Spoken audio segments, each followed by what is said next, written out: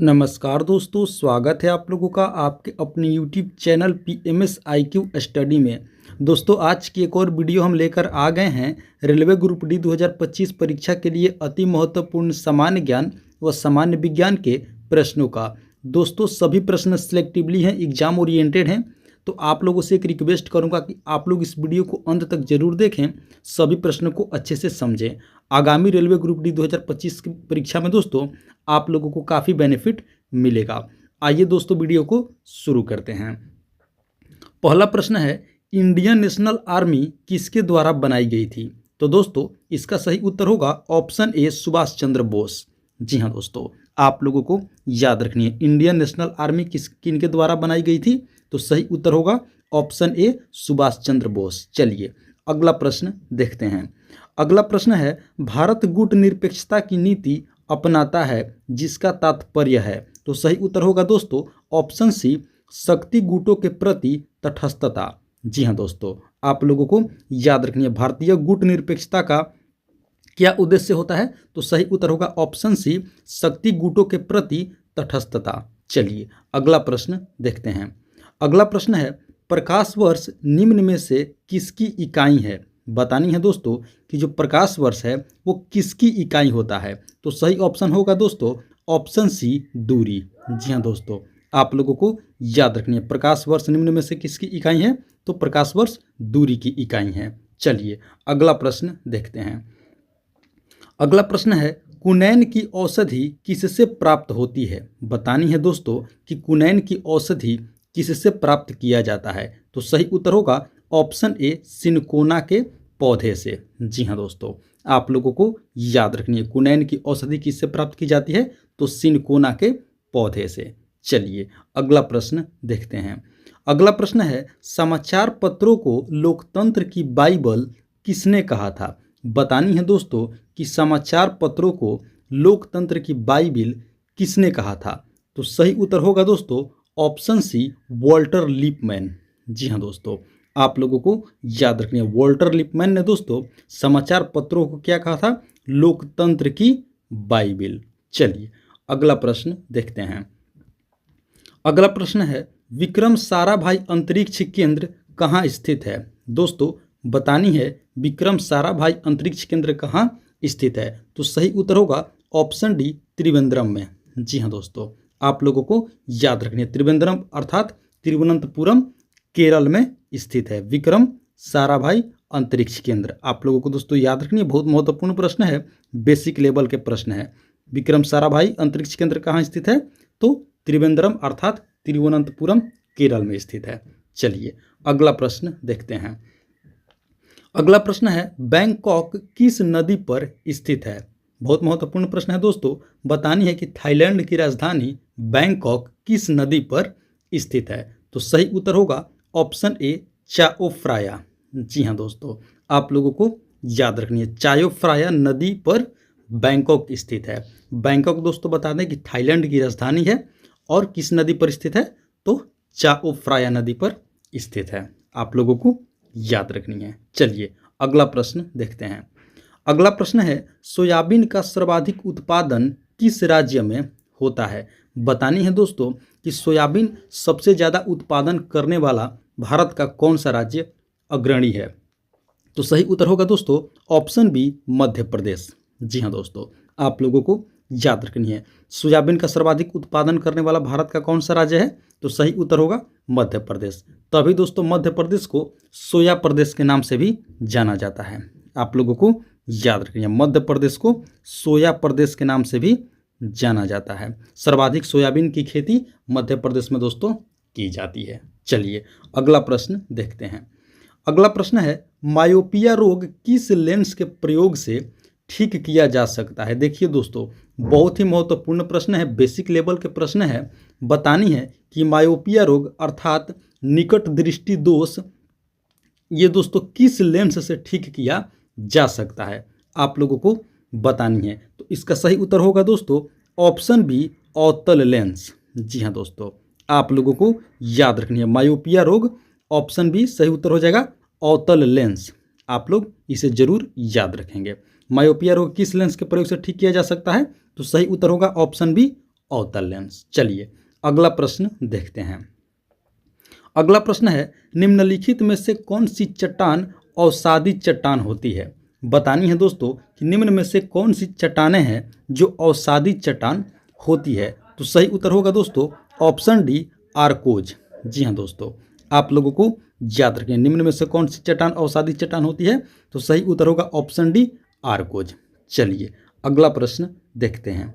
अगला प्रश्न है, अंतर्राष्ट्रीय ओजोन दिवस कब मनाया जाता है? बतानी है दोस्तों कि इंटरनेशनल ओजोन डे कब मनाया जाता है। तो सही उत्तर होगा ऑप्शन बी, 16 सितंबर को। जी हाँ दोस्तों, आप लोगों को याद रखनी है अंतर्राष्ट्रीय ओजोन दिवस 16 सितंबर को मनाया जाता है।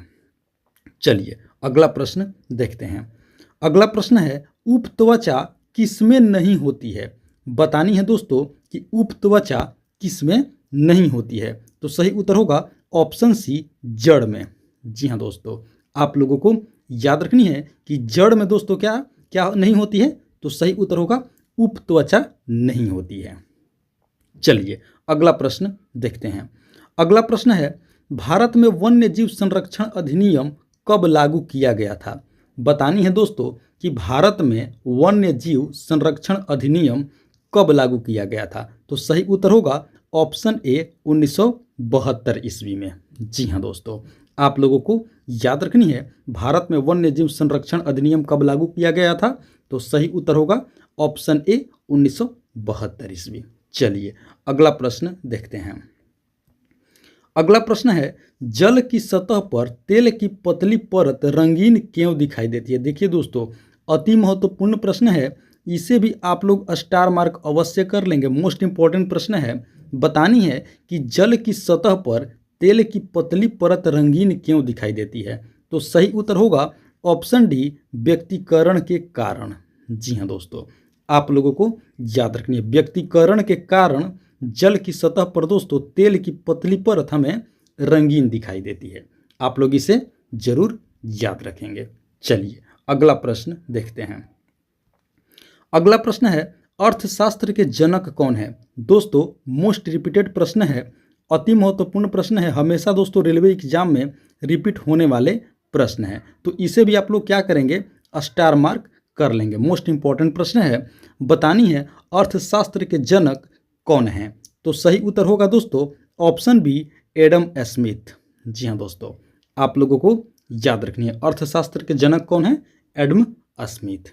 चलिए अगला प्रश्न देखते हैं। अगला प्रश्न है, भारत का प्रथम परमाणु परीक्षण कहाँ किया गया था? बहुत महत्वपूर्ण प्रश्न है दोस्तों, मोस्ट इंपॉर्टेंट प्रश्न है, इसे भी आप लोग अवश्य स्टार मार्क कर लेंगे। बतानी है कि भारत ने अपना पहला प्रथम परमाणु परीक्षण कहाँ किया था। तो सही उत्तर होगा दोस्तों ऑप्शन ए, पोखरण में। जी हाँ दोस्तों, आप लोगों को याद रखनी है भारत का प्रथम परमाणु परीक्षण कहाँ किया गया था। तो सही उत्तर होगा पोखरण में। और दोस्तों पोखरण किस राज्य में है?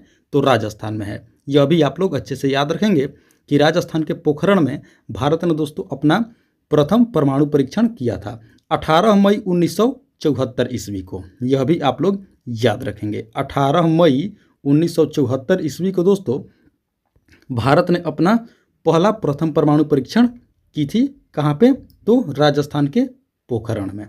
चलिए अगला प्रश्न देखते हैं। अगला प्रश्न है, भारतीय राष्ट्रीय कांग्रेस की प्रथम महिला अध्यक्ष कौन थी? बतानी है दोस्तों भारतीय राष्ट्रीय कांग्रेस की प्रथम महिला अध्यक्ष कौन थी? तो सही उत्तर होगा दोस्तों ऑप्शन डी, एनी बेसेंट। जी हाँ दोस्तों, आप लोगों को याद रखनी है एनी बेसेंट भारतीय राष्ट्रीय कांग्रेस की दोस्तों प्रथम महिला अध्यक्ष थी। चलिए अगला प्रश्न देखते हैं। अगला प्रश्न है, बॉलीवुड की कौन सी अभिनेत्री ड्रीम गर्ल के नाम से जानी जाती हैं? बतानी है दोस्तों कि बॉलीवुड की कौन सी अभिनेत्री हैं जिन्हें ड्रीम गर्ल कहा जाता है। तो सही उत्तर होगा दोस्तों ऑप्शन डी, हेमा मालिनी। जी हाँ दोस्तों, हेमा मालिनी जी का उपनाम क्या है? ड्रीम गर्ल है और इन्हें ड्रीम गर्ल के नाम से जाना जाता है। आप लोग याद रखेंगे ऑप्शन डी, हेमा मालिनी। चलिए अगला प्रश्न देखते हैं। अगला प्रश्न है, हिम चीता की आबादी कहाँ पाई जाती है? बतानी है दोस्तों हिम चीता की आबादी कहाँ पाई जाती है। तो सही उत्तर होगा ऑप्शन ए सिक्किम में। जी हाँ दोस्तों, आप लोगों को याद रखनी है। हिमचीता की आबादी कहाँ पाई जाती है? तो सही उत्तर होगा ऑप्शन ए सिक्किम। चलिए अगला प्रश्न देखते हैं। अगला प्रश्न है, स्वप्न वासवदाता के लेखक कौन हैं? बतानी है दोस्तों कि स्वप्न वासवदाता के लेखक कौन हैं। तो सही उत्तर होगा ऑप्शन बी भास। जी हाँ दोस्तों, आप लोगों को याद रखनी है। सही उत्तर क्या होगा? ऑप्शन बी भास। चलिए अगला प्रश्न देखते हैं। अगला प्रश्न है, स्पेल ऑफ द टाइगर नामक पुस्तक किसके द्वारा लिखी गई है? बतानी है दोस्तों कि स्पेल ऑफ द टाइगर नामक पुस्तक किसने लिखी है। तो सही उत्तर होगा दोस्तों ऑप्शन सी साई मोंटगोमेरी। जी हाँ दोस्तों, आप लोगों को याद रखनी है। साई मोंटगोमेरी, इन्होंने दोस्तों स्पेल ऑफ द टाइगर नामक पुस्तक लिखी है। आप लोग इसे जरूर याद रखेंगे। चलिए अगला प्रश्न देखते हैं। अगला प्रश्न है, यूएसए अर्थात दोस्तों अमेरिका के राष्ट्रपति की पदावधि है। बतानी है दोस्तों कि यूएसए का मतलब होता है यूनाइटेड स्टेट्स ऑफ अमेरिका, यानी कि अमेरिका के राष्ट्रपति का दोस्तों जो पद होता है वो कितने अवधि तक होता है, कितने समय तक होता है, अमेरिका के राष्ट्रपति का कार्यकाल कितने वर्ष तक होता है। तो सही उत्तर होगा दोस्तों ऑप्शन सी 4 वर्ष। जी हाँ दोस्तों, आप लोगों को याद रखनी है। अमेरिका के राष्ट्रपति के दोस्तों जो कार्यकाल होता है, अमेरिका के राष्ट्रपति का जो पद की अवधि होती है वह केवल 4 वर्ष का होता है। दोस्तों आप लोग इसे जरूर याद रखेंगे। अमेरिका के राष्ट्रपति की पद अवधि कितने वर्ष की होती है? तो 4 वर्ष। आप लोग इसे अवश्य याद रखेंगे। तो दोस्तों ये थी हमारी आज की रेलवे ग्रुप डी में पूछे गए अति महत्वपूर्ण सामान्य ज्ञान व सामान्य विज्ञान के प्रश्नावली वीडियो। आशा करते हैं दोस्तों वीडियो आप लोगों को काफ़ी हेल्पफुल लगा होगा।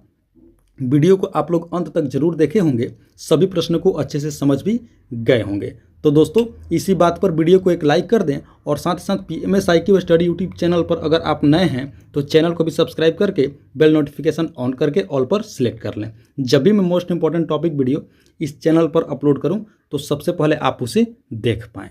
तो दोस्तों मिलते हैं एक और मोस्ट इंपॉर्टेंट टॉपिक वीडियो ले करके। तब तक के लिए आप सभी का बहुत बहुत धन्यवाद। जय हिंद दोस्तों।